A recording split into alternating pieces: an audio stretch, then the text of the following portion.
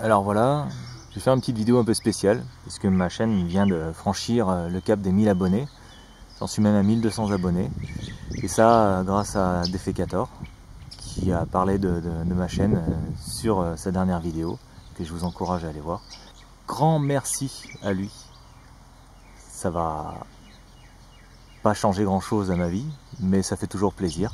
Donc chose extraordinaire, hein, en quelques jours je suis passé de 800 abonnés, enfin 700 abonnés, à 1200 abonnés. Donc c'est assez magique. Je vous montrerai le graphique de mes abonnés sur YouTube, c'est même assez ridicule. Presque ça fait fake. Mais non, c'est la réalité. Donc cette vidéo, qu'est-ce que ça va être? Donc c'est une vidéo spéciale 1000 abonnés. Il y a beaucoup de monde qui m'a demandé qu'est-ce que je faisais dans la vie, quel était mon métier, est-ce que j'étais affilié à la NASA, ou voilà, est-ce que j'avais une légitimité pour parler de l'astronomie, de l'astrophysique, voilà, des fakes et tout ça. Et en fait, bien, je suis ni astrophysicien ni astronome, je suis seulement astronome amateur à mes heures perdues. Et mon vrai métier, bah, c'est l'ornithologie. Je suis ornithologue, c'est-à-dire que j'étudie les oiseaux, je fais des comptages, surtout des inventaires, pour des clients. Donc je bosse à mon compte. Donc voilà, ni salarié de la NASA, ni astrophysicien, ni quoi que ce soit. Donc au niveau légitimité, pour parler de ce sujet, ben, j'ai juste la passion qui m'anime, l'envie aussi de combattre le mensonge, et puis ceux qui racontent des bobards en permanence. Et voilà, donc je vais, avec cette petite vidéo, une vidéo spéciale 1000 abonnés, je vais vous montrer un peu une journée, on va dire presque typique de mon job.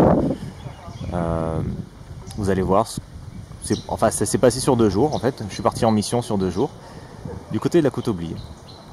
Donc vous allez voir comment je travaille. Je vais vous parler un petit peu de la nature qui va nous entourer. Ce sera une petite visite naturaliste du côté de la côte oubliée de Nouvelle-Calédonie. En espérant que cette vidéo vous plaira. Et encore une fois, un grand merci à Defecator. Et puis un merci à tous ceux qui se sont abonnés aussi. Vous êtes géniaux. C'est vraiment super sympa.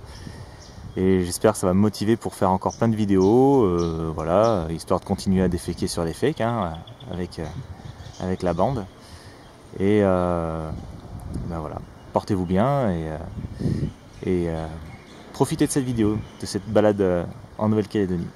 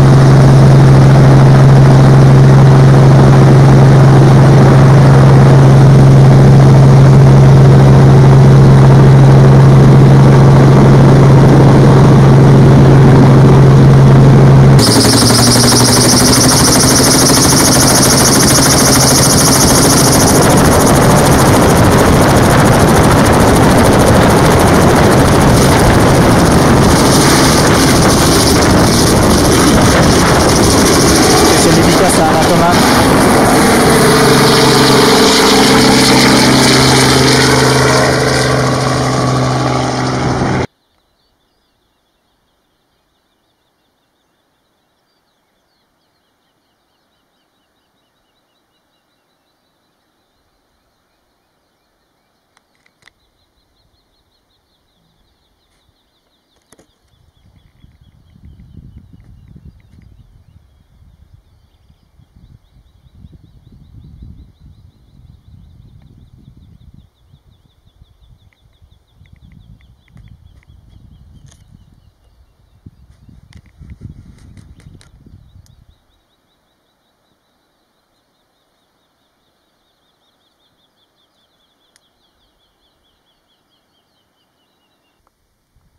Donc désolé, hein, il y a un petit peu de vent, mais j'espère que je vais arriver à me débrouiller pour qu'il n'y en ait pas trop dans le micro.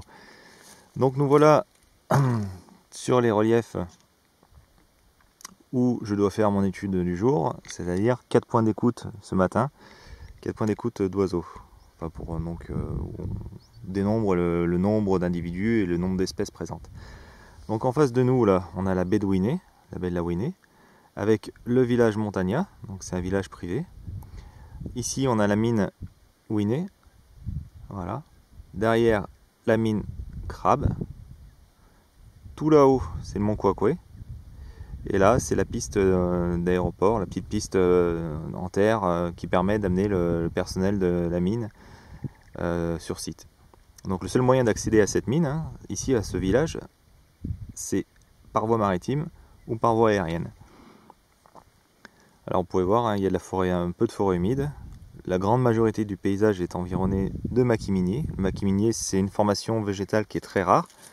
À savoir que si je cueille une plante ici, n'importe laquelle au hasard, j'ai 9 chances sur 10 pour qu'elle soit endémique. Voilà. Donc on a un taux d'endémisme dans le maquis minier qui est extraordinairement élevé. Mes points d'écoute vont être le long de cette crête.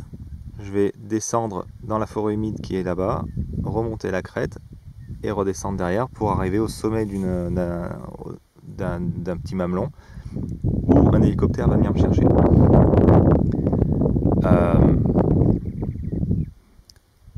On est sur la partie de la Nouvelle-Calédonie qui s'appelle la côte oubliée. Et la côte oubliée est dépeuplée, c'est-à-dire qu'il n'y a personne qui habite, il n'y a aucune route, aucune piste, aucun sentier. Donc la grande majorité de mes déplacements, j'essaye de les faire à travers les zones de maquis et de griffes d'érosion. Donc là où ça passe pas trop mal, le sol est un peu glissant mais c'est bon. Mais sinon, comme vous pouvez le voir, hein, il n'y a pas de sentier, il n'y a rien. C'est la brousse comme on dit. Voilà. Et bien, à tout à l'heure. Alors le côté laborieux de l'affaire, quand on marche dans le Grand Sud et dans le maquis minier, et surtout sur les zones de crête, c'est le propre des massifs de péridotite, c'est-à-dire qu'on a une dégradation de la roche qui se fait sous forme de lapiaz, et on a des gros blocs, comme celui-là, voilà, celui-là, enfin voilà, partout, qui poussent entre la végétation qui est très fermée, donc la végétation qui est à base de cyperacées, de petits buissons, comme vous pouvez le voir. Et donc on ne sait pas trop où on fout les pieds. Et c'est très casse-gueule. Ça nous vaut quelques bonnes vôtres. Et si vous voyez les profils de dégradation de la roche, j'essaye de faire la mise au point, vous voyez. La roche se dégrade sous forme de latérite. Ça forme cette terre rouge, un peu compacte, très dure. Et il nous reste des blocs de péridotite, comme ici. Donc c'est assez instable. Et tout ça finit par se casser la gueule et tomber dans la vallée.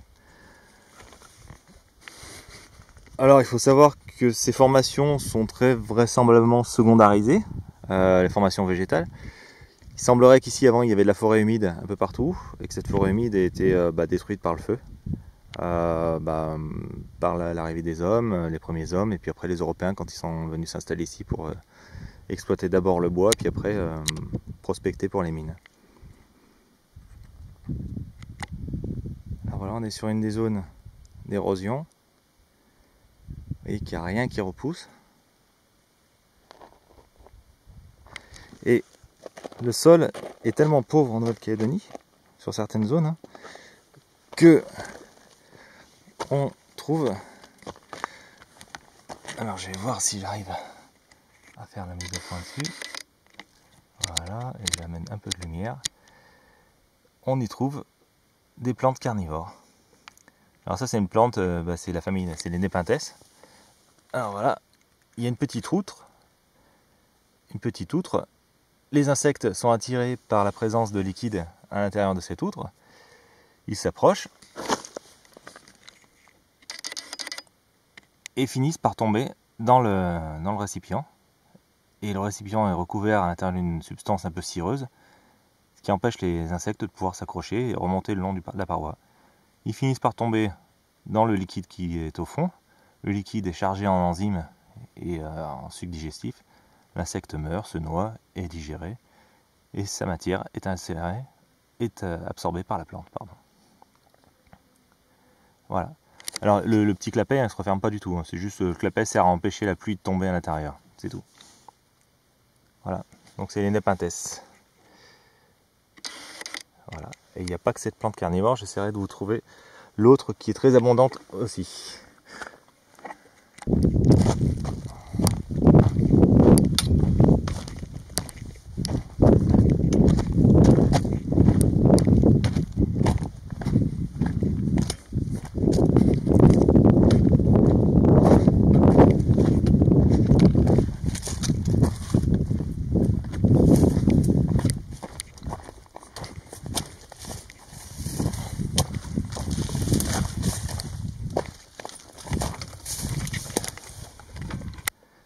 Alors parmi les animaux qui ont été introduits en Nouvelle-Calédonie, évidemment, on a le chat. Et pour repérer la présence de chat, rien de plus simple. On a des empreintes, quand le soleil est rasant, c'est pratique. Et surtout, on a la zone où il a été posé sa merde et il a gratté avec ses pattes pour recouvrir ses excréments, que l'on peut voir ici. Voilà. Donc ça c'est un indice pour les biologistes.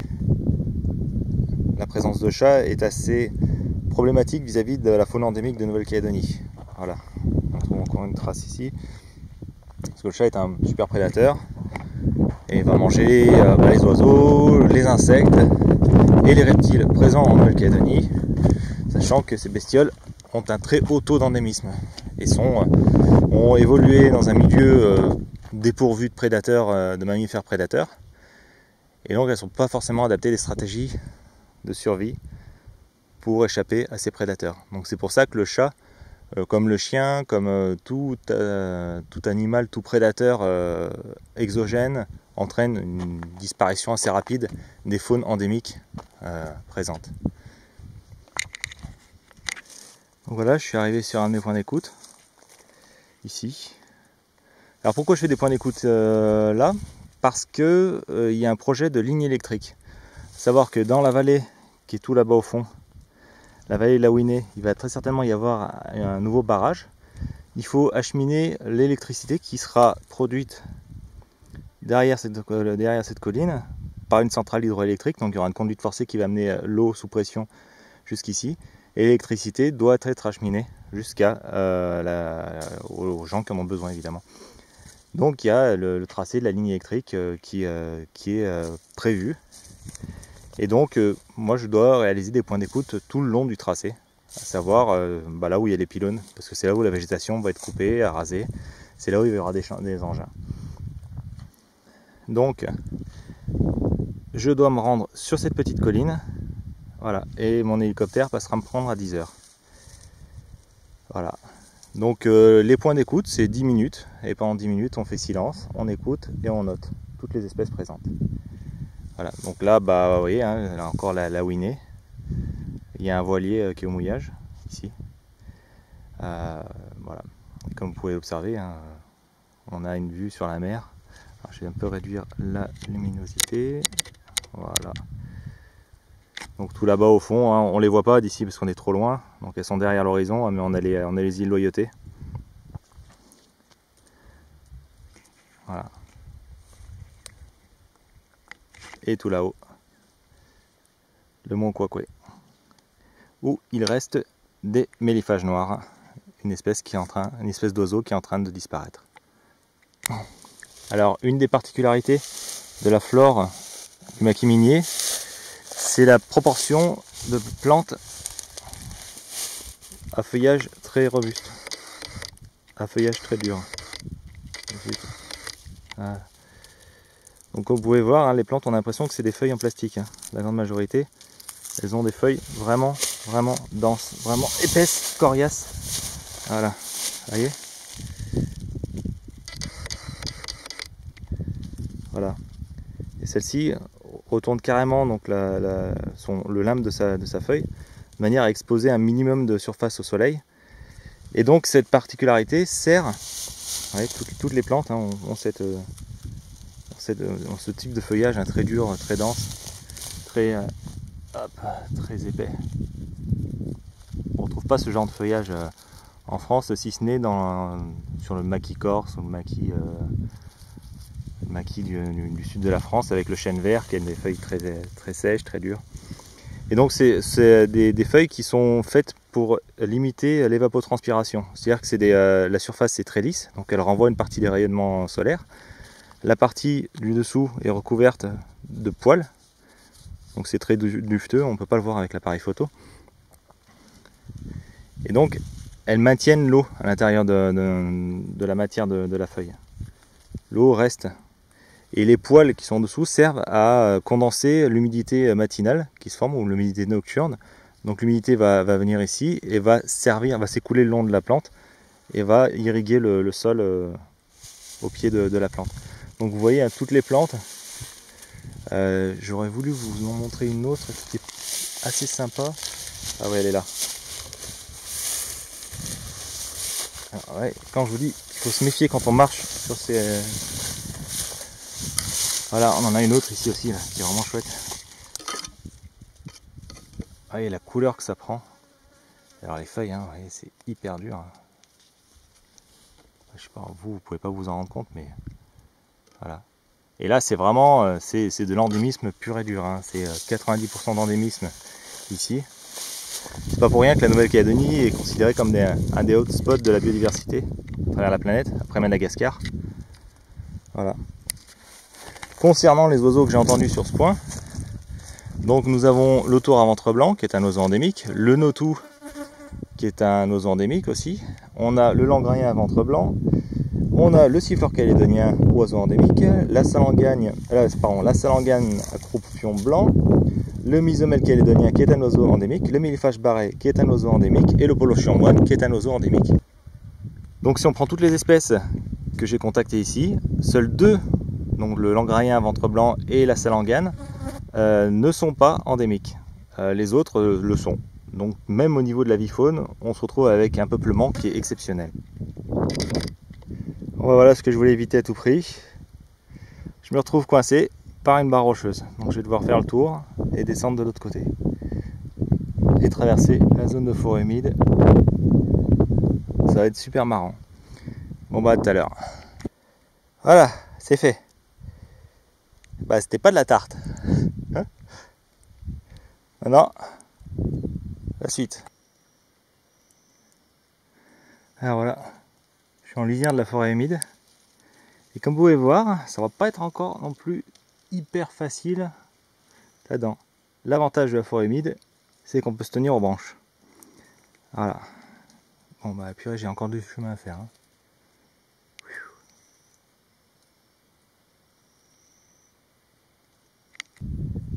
Bon, je finis par m'en sortir. Alors j'ai pas filmé dans la forêt humide parce que c'était vraiment laborieux et puis j'en ai chié. Donc là maintenant je suis de nouveau sur les zones dégagées. Mon prochain point, il est juste derrière ce bosquet de chêne gomme. Et puis voilà. Donc j'ai demandé à ce que l'hélicoptère vienne me chercher 1 heure plus tard parce que j'ai perdu beaucoup de temps dans la forêt. Et voilà. Là on peut voir par contre donc les griffes d'érosion. Hein. Ça forme des structures qui sont assez caractéristiques. Voilà, le sol est complètement érodé, bouffé par la pluie. C'est la latérite ça. Donc c'est ce qui reste quand la péridotite se dégrade. Ça forme des couches de latérite. Et c'est là-dedans que se trouve le minerai de nickel. Et cette partie noire là, alors je vais augmenter un peu la luminosité. Voilà. C'est pas de la lave, on appelle ça la cuirasse. Donc c'est des minéraux qui sont précipités, qui sont agglomérés et qui forment des espèces de blocs de fer qui s'agglomèrent. Et par endroits, ça peut couvrir des hectares et des hectares. Et on a l'impression de marcher sur de la lave. C'est une roche qui est très abrasive. On dirait vraiment de la lave solidifiée. Voilà. Alors voilà encore une épintesse. Vous voyez, c'est une plante grimpante parce que elle a poussé sur cet agathis.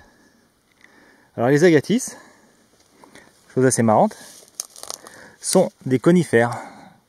Au même titre que le sapin, l'épicéa ou le pin. En Nouvelle-Calédonie, il n'y a que comme seul vrai conifère tel qu'on le connaît en Europe, il n'y a que le pin des Caraïbes qui a été introduit pour l'industrie du bois. Et sinon, naturellement, les autres conifères présents sont les araucarias et les agathis. Et alors regardez le feuillage de l'agathis. Pour un conifère, je réduis un peu la lumière, pour un conifère, vous voyez que il n'y a pas d'épines. C'est des feuilles. Tout ce qui est le plus normal. Voilà.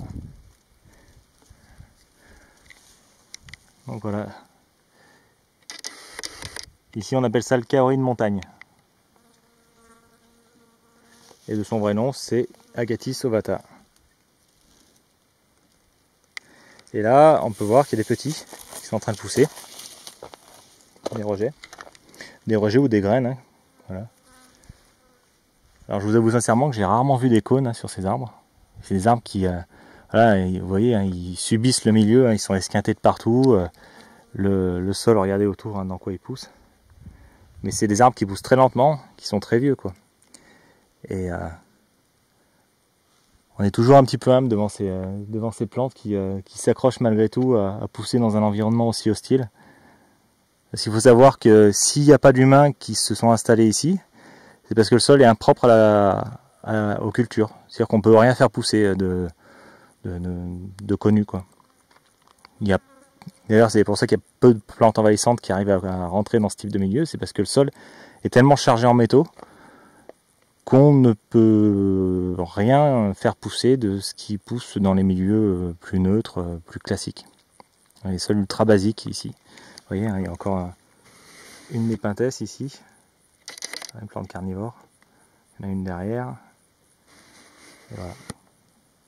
N'empêche, hein, c'est un milieu qui est très riche. Hein. Il y a énormément une richesse végétale qui est faramineuse, mais qui est ultra spécialisée. Voilà ce que c'est que de pousser sur un morceau du manteau terrestre.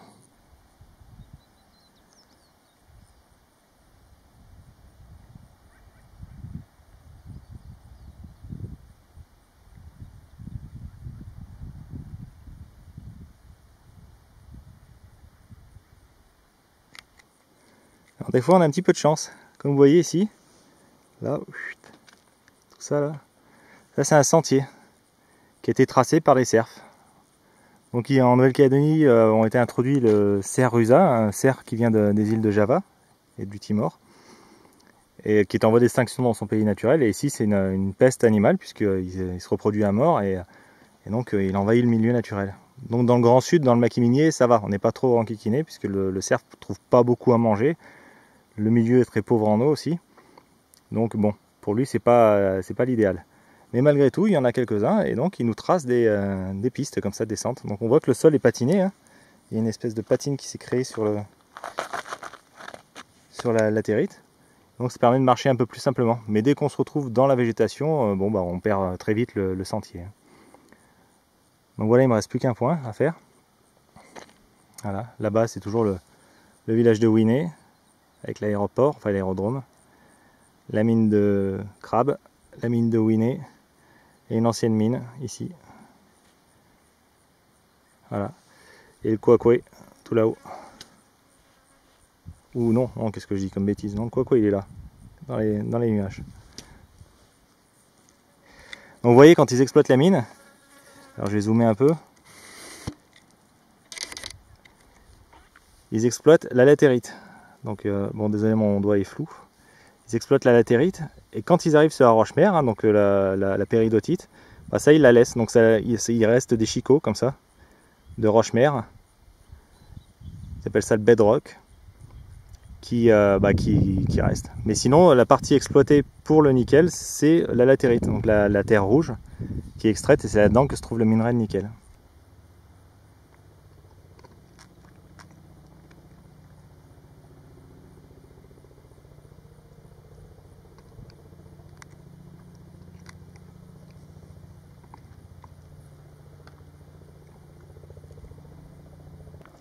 Et voilà mon hélicoptère qui va récupérer notre matos au camp de base et qui va venir me chercher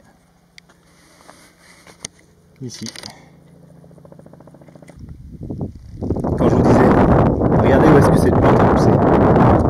C'est un petit kaori de montagne. Voilà sur quoi il pousse.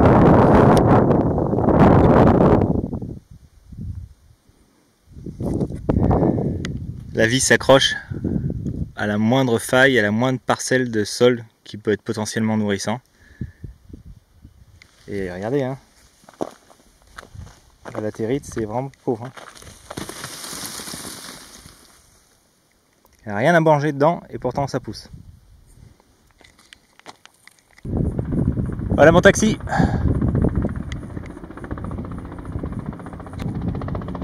Alors là, il faut que je fasse des signes pour qu'il me repère.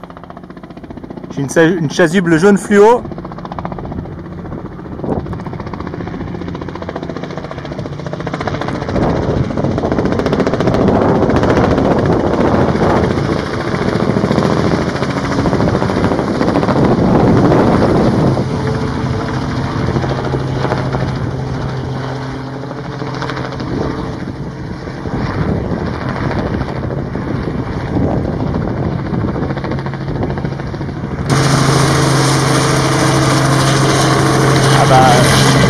Visiblement, je suis pas au bon endroit, donc il faut que je grimpe.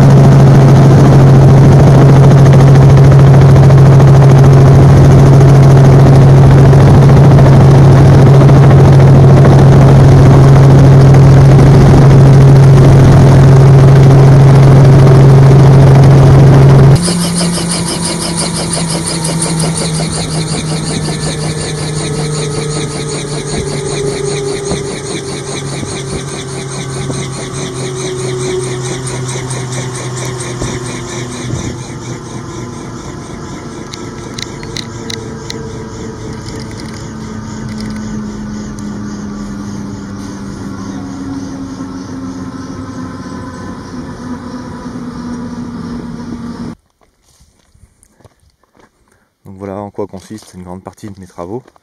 C'est-à-dire, c'est de me déplacer d'un point A à un point B, tout en notant le nombre et quelles espèces d'oiseaux sont présentes sur un site. C'est la grande majorité de mon travail. Mon gagne-pain. Pour résumer, compter les oiseaux. Alors, pour faire ce métier, eh bien, voilà, il faut avoir un petit cursus scientifique. Pas énorme, c'est surtout de la biologie, écologie. Et puis être patient, aimer la nature et aimer la marche. Voilà. Voilà l'état des pieds après une bonne rando. Et voilà. C'est toujours comme ça. Heureusement, hein, on se fait plaisir. Donc voilà, avec quoi je vais terminer la journée. Donc on en a toujours un petit peu besoin, mais sinon le côté vraiment génial, c'est que en regardant dans ma boîte aux lettres, je me suis rendu compte que la NASA avait décidé de m'envoyer mon argent. Alors bon, vu que je suis une toute petite chaîne, hein, contrairement à AstronoGeek ou bien à Stardust, la NASA m'a envoyé de l'argent, monnaie sonnante et trébuchante. Voilà. Voilà ma rétribution. Et puis bon, hein, j'ai eu droit quand même. Ils ont dit bon, t'as fait du bon boulot quand même, hein, avec le phare Amédée. Donc j'ai eu une prime, hein, donc grâce à ça, je vais pouvoir m'acheter de quoi remplir 2 caddies de supermarché. En fait non, un caddie. Non, un demi caddie de riz. Donc si vous pouviez m'envoyer un peu d'argent et de nourriture surtout, ça serait cool quoi. Parce que contrairement à AstronoGeek et puis Defecator et Stardust, on a faim nous. Voilà. Pensez aux petites chaînes. Soutenez-nous. Allez, salut.